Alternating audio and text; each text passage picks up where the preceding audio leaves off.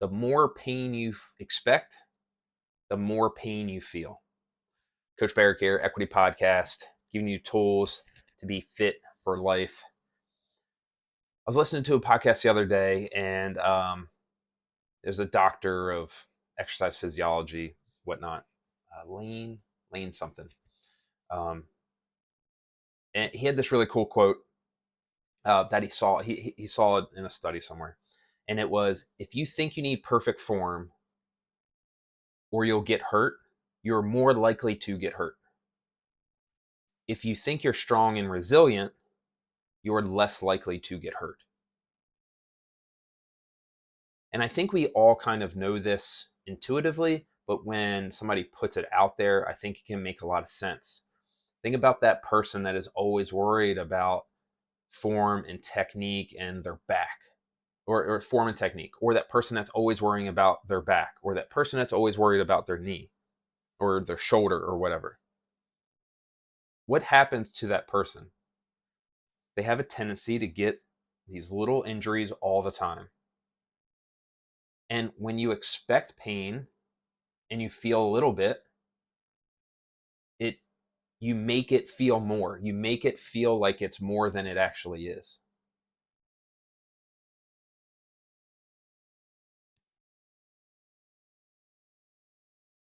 If you're constantly worrying about that thing, about your knee, about your shoulder, about your technique, in a bad way, it's going to lead to something bad happening for that, or something small turning into something big.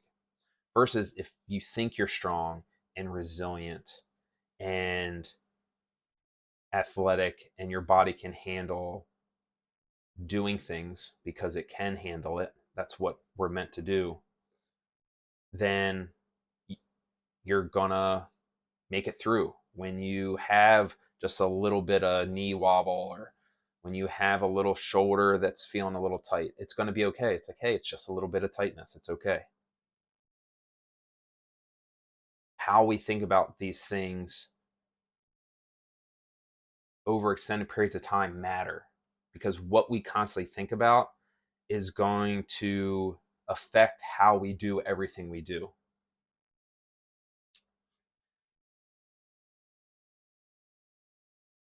When we are working out in the gym, it is a very contrived environment, right? There's not a lot of times when you're trying to pick something off the ground that you can set up with a perfect back and it's loaded on a barbell on this one piece of thing, and you can keep it super close. And that is a contrived movement, the deadlift. But what it lets us do is it lets us overload that movement compared to what we can lift in nature, in our life. So that when we do have to pick up our kid, or pick up the bag of mulch, or the bag of dog food, or pick up the lumber for the deck, that if we can deadlift 300 pounds, picking up something that's 100 pounds in a non-ideal position is going to be okay. You are strong and resilient.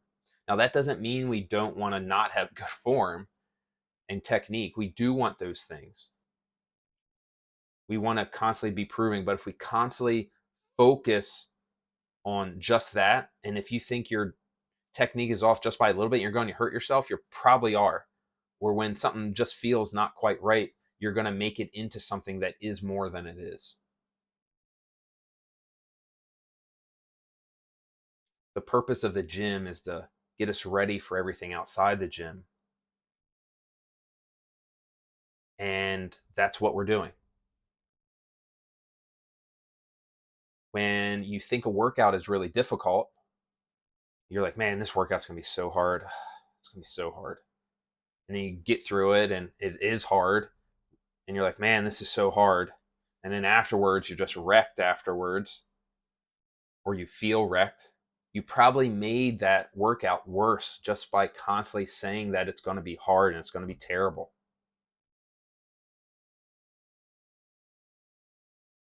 Whereas if we can come into that and attack it differently, man, I like to do hard things and I'm going to do this. Hey, I'm ready for this. This is going to be a fun workout. Hey, I'm going to attack this workout. Right? You're going to feel much different during that workout. You're going to feel much different afterwards. Just by changing what we're saying to ourselves before, after, during the workout, it's going to change how we feel before, during, and after that workout. And what we're looking for over the long time, we want to be fit for life, and we want to be able to do this for a long time. We want to be consistent. We want to kick ass into our 90s. We want to be doing this so that we can live our lives to the fullest. By understanding how what we think can change our response to a thing is going to help us stay with it for the long term. We want to respond to events, not react to them, right? If we're just reacting to that workout, it's going to be hard. It's going to be bad. That our technique's going to be bad. When we can respond to it, hey, I need to do this the next time to get a little bit better. So be mindful of what you're saying before, after, during, and after that workout, before and after that lift, during that lift. If you expect it to be bad, if you expect the pain to be there, if you expect to be bad, it's going to be. It's going to be worse. You're going to expect more. You're going to feel more. Hope this helps. If you think this would help somebody, please share it with them. We want more happy, healthy people in the world. By liking this, by sharing it, hopefully we'll reach somebody and help them be a little happier and healthier. Really appreciate you taking some time out of your day to add a tool to your toolbox. Cheers.